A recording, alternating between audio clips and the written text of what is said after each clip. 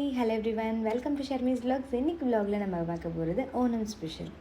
S, Onam ஷூட்க்கு நான் choose பண்ண costume இதுதான். அண்ட் இந்த vlogல என்ன ஒரு ஸ்பெஷாலிட்டி அப்படின்னு பார்த்தீங்கன்னா, நான் வந்து என்னோடய ஹேருக்கு ஹேர் ஸ்ட்ரைட்னிங் டூல் யூஸ் பண்ண போகிறேன். ஸோ அந்த டூலை வந்து யூஸ் பண்ணிவிட்டு நான் என்ன பண்ணுறேன் அப்படிங்கிறதையும் பாருங்கள். நிறைய பேர் வந்து கேட்டிருக்கீங்க, ஹேர் ஸ்ட்ரைட்னிங் டூல் வந்து நீங்கள் யூஸ் பண்ணுவீங்களா, யூஸ் பண்ணிவிட்டு நீங்கள் உங்களோட ஹேரை வந்து எப்படி ப்ரொடெக்ட் பண்ணுவீங்க அப்படிங்கிறத கேட்டிருக்கீங்க. அண்ட் இந்த vlog-ஐ நீங்கள் ஸ்கிப் பண்ணாமல் பார்த்தீங்க அப்படின்னா உங்களுக்குமே இதிலேருந்து நிறைய டிப்ஸ் கிடைக்கும். ஸோ நம்ம வந்து first hair straightening tool use பண்ணுறதுக்கு முன்னாடி ஹேரில் நமக்கு டேங்கிள்ஸே இருக்கக்கூடாது. ஏன்னா செல்ஃபாக நம்ம ஸ்ட்ரைட்டன் பண்ணும்போது டேங்கிள்ஸ் எல்லாம் நம்ம ஃப்ரீ பண்ணினா மட்டுமே செல்ஃப் ஸ்ட்ரைட்டனிங்க்கு நம்மளுக்கு ஹேர் ஸ்ப்ளிட் ஆகாது. இதுவே நீங்கள் வந்து டேங்கிள்ஸ் இருக்கும் போது நீங்கள் ஸ்ட்ரைட்டனிங் டூல் யூஸ் பண்ணிங்க அப்படின்னா கண்டிப்பாக உங்களோட ஹேரை பிரேக் ஆகிறதுக்கு நிறைய வாய்ப்பு இருக்குது. ஸோ ஃபஸ்ட்டு வந்து உங்களோட ஹேரில் இருக்கிற டேங்கிள்ஸ் எல்லாம் ரொம்ப ஜென்டலாக வந்து ரிமூவ் பண்ண போகிறோம். ஸோ ரிமூவ் பண்ணதுக்கப்புறமா என்னென்னா, நம்ம வந்து சீரம் அப்ளை பண்ணலாமான்னு உங்களுக்கு ஒரு டவுட் வரும். அப்ளை பண்ணணுன்னா அப்ளை பண்ணிக்கலாம். பட் நான் வந்து என்ன பண்ண போகிறேன் அப்படின்னா, ஃபஸ்ட்டு டூல் யூஸ் பண்ணதுக்கப்புறமா தான் சீரம் வந்து அப்ளை பண்ண போகிறேன்.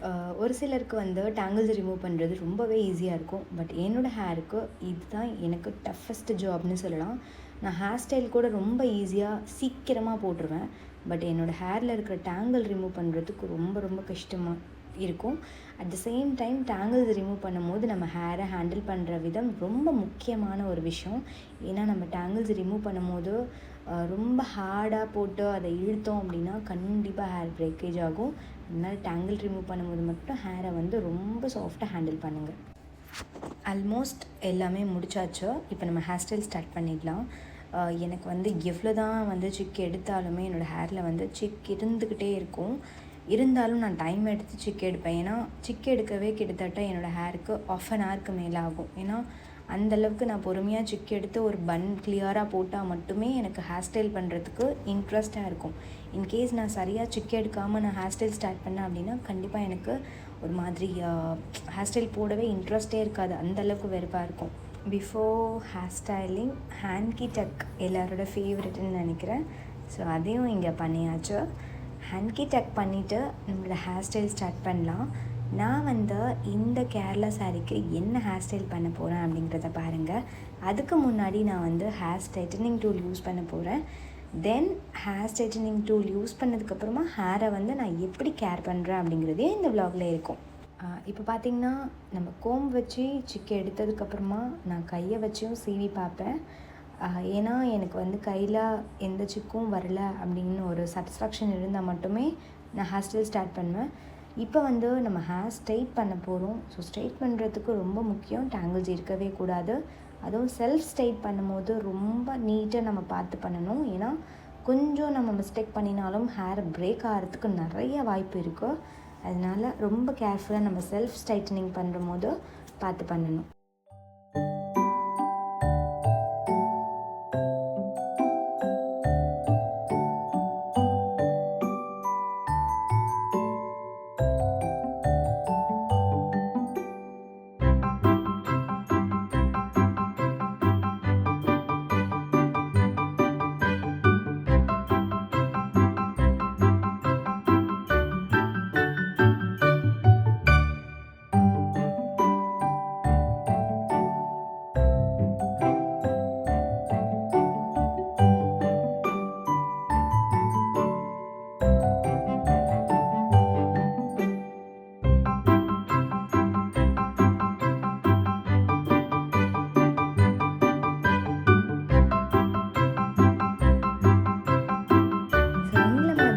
மாடல்ஸ்லாம் பார்த்திங்கன்னா இந்த மாதிரி ஹேர் ஸ்ட்ரைட்டனிங் டூல்ஸ்லாம் கண்டிப்பாக யூஸ் பண்ணியே ஆகணும்.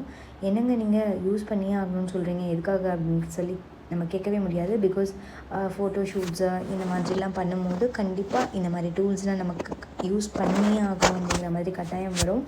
அப்படி வரும்போது தான் நம்ம என்ன பண்ணுறோம் அப்படின்னா, நம்மளோட ஹேரை எப்படி செக்யூராக அதிலேருந்து நம்ம பாதுகாக்கிறது அப்படிங்கிறதுக்கான ரெமிடிஸ்லாம் இருக்கும். ஸோ அதையும் வந்து நாங்கள் ட்ரை பண்ணி நாங்கள் எப்போவுமே வந்து அதை ஃபாலோ பண்ணிகிட்டே தான் இருப்போம். அப்படி இருந்தால் மட்டுமே எங்களுக்கு வந்து ஹேர்லாம் இந்த மாதிரி இருக்கும். இல்லைன்னா ஹேர் ஃபால் இருக்கும் அண்ட் பிரேக் ஆகும், நிறைய விஷயம் நடக்கும்.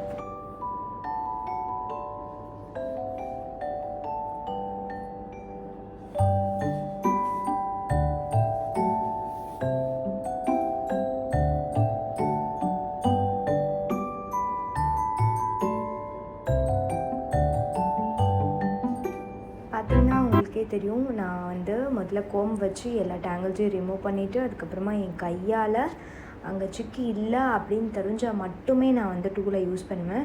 அப்படி இல்லை, நம்மளால் கையால் எடுக்க முடியல அப்படின்னா அகெயின் நான் வந்து கோம்பால் எடுத்துகிட்டு அதுக்கப்புறமா தான் நான் வந்து திரும்ப கையில் செக் பண்ணிவிட்டு அதுக்கப்புறமா தான் நான் டூல் யூஸ் பண்ணுவேன். ஸோ அந்த மாதிரி நம்ம பழகினோம் அப்படின்னா நம்மளோட ஹேர் வந்து பிரேக் ஆகிறதுக்கு ரொம்பவே கம்மியான வாய்ப்பு இருக்குது.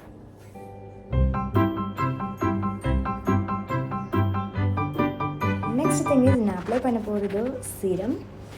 லக்ஷ்மி கிருஷ்ணன்லேருந்து ரீசெண்டாக நான் வாங்கின சீரம் வந்து எனக்கு ஃபேவரட் ஆயிடுச்சு. ஸோ நீங்கள் ட்ரை பண்ணி பாருங்கள். ஆல்ரெடி நான் சொல்லியிருக்கேன், நிறைய விலாக்ஸும் நான் வந்து போஸ்ட் பண்ணியிருக்கேன். அந்த பர்சனலி எனக்கு அந்த சீரம் எப்படி இருக்குது அப்படின்னு சொல்லிட்டு, ஸோ நல்லா தான் இருக்குது, ட்ரை பண்ணி பாருங்கள். அண்ட் இந்த சீரமை நான் அப்ளை பண்ணிவிட்டு நான் கோம் வச்சு எல்லாத்தையும் வாரிட்டு ஹேர் வந்து பெருசாக எந்த ஒரு சிக்கும் இல்லாமல் நீட்டாக இருக்கும் போது தான் நான் வந்து ஷூட் பண்ணினேன். நீங்களும் பாருங்கள் எப்படி இருந்துச்சு அப்படின்னு சொல்லிட்டு. ஃபைனலாக நான் பிக்ஸும் ஆட் பண்ணியிருக்கிறேன். அந்த பிக்ஸில் வந்து உங்களுக்கே தெரியும் ஹேர் வந்து எந்த அளவுக்கு சாஃப்ட் அண்ட் ஷைனியாக வந்து லுக்காக இருக்குது அப்படின்னு சொல்லிட்டு கண்டிப்பாக செக் பண்ணி பாருங்கள். இந்த வ்ளாகில் பிக்ஸும் வந்து நான் ஆட் பண்ணியிருக்கேன்.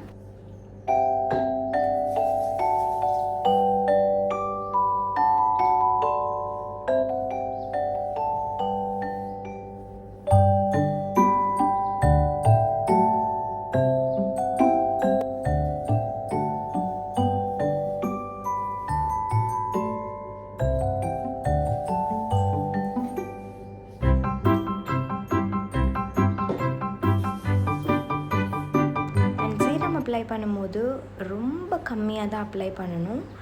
ஃபஸ்ட்டு எடுத்தோடனே ரொம்ப நிறைய அப்ளை பண்ணக்கூடாது. ரொம்ப பேசிக்காக எடுத்து தான் அப்ளை பண்ணணும்.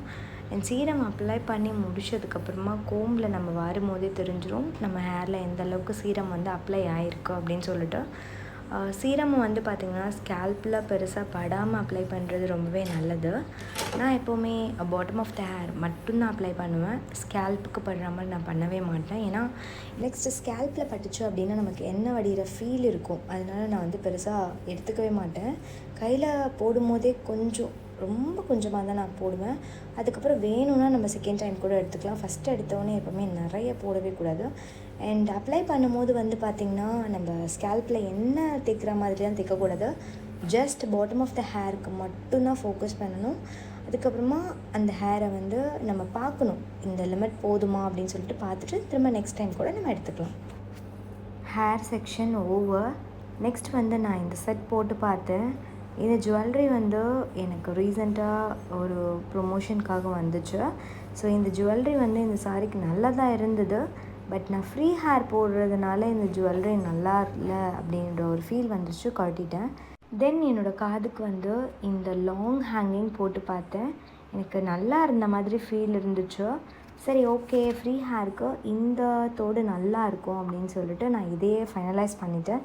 நான் கழுத்துக்கு போட்டிருந்த ஜுவல்லரியை மட்டும் கழட்டிட்டேன். ஏன்னா எனக்கு அது கொஞ்சம் செட் ஆகாத மாதிரி இருந்துச்சு. ஸோ இதை வந்து ரிமூவ் பண்ணிட்டேன். ஏன்னா ஃப்ரீ ஹேருக்கு வந்து எப்போவுமே கொஞ்சம் நல்ல பெரிய கம்பல் போட்டால் தான் அது ரொம்ப விசிபிளாக இருக்கும். குட்டியாக போட்டோம் அப்படின்னா ஆல்ரெடி என்னோடய ஹேரே என்னோடய முகத்தை மறைச்சிரும். இன்னும் என்னோடய கம்பலையும் மறைச்சிருச்சு அப்படின்னா நம்ம என்ன போட்டிருக்கோன்னே எனக்கு தெரியாது. அதனால் இந்த மாதிரி போடும்போது நீங்கள் வந்து உங்களுக்கும் இதே மாதிரி ஹேர் இருந்துச்சு அப்படின்னா ஃப்ரீ ஹேராக சூஸ் பண்ணிக்கோங்க. அண்ட் இந்த மாதிரி பெரிய கம்பலாக போட்டிங்க அப்படின்னா ரொம்ப லுக்காக இருக்கும் பார்க்குறதுக்கு.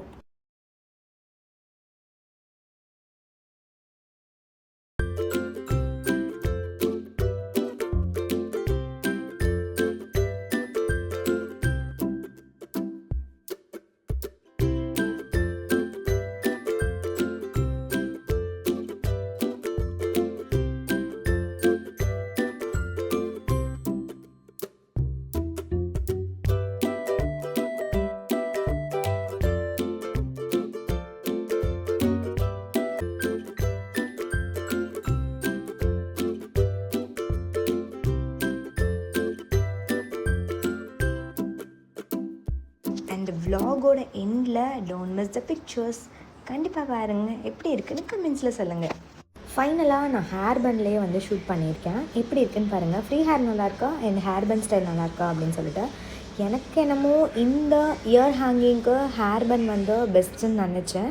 அதனால் நான் அதுலேயும் ஷூட் பண்ணி பார்த்தேன். அண்ட் எனக்கு வந்து பிடிச்சதே வந்து பார்த்திங்கன்னா ஹேர் பண்ட் தான். பிகாஸ் எனக்கு அது ஃபேவரட் ஹேர் ஸ்டைல் இல்லையா.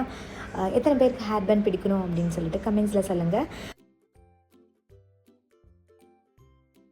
எனக்குமே வந்து ஹேர் பேண்டோட இந்த இயர் ஹேங்கிங் பார்க்கும்போது ரொம்பவே பிடிச்சிருந்தது.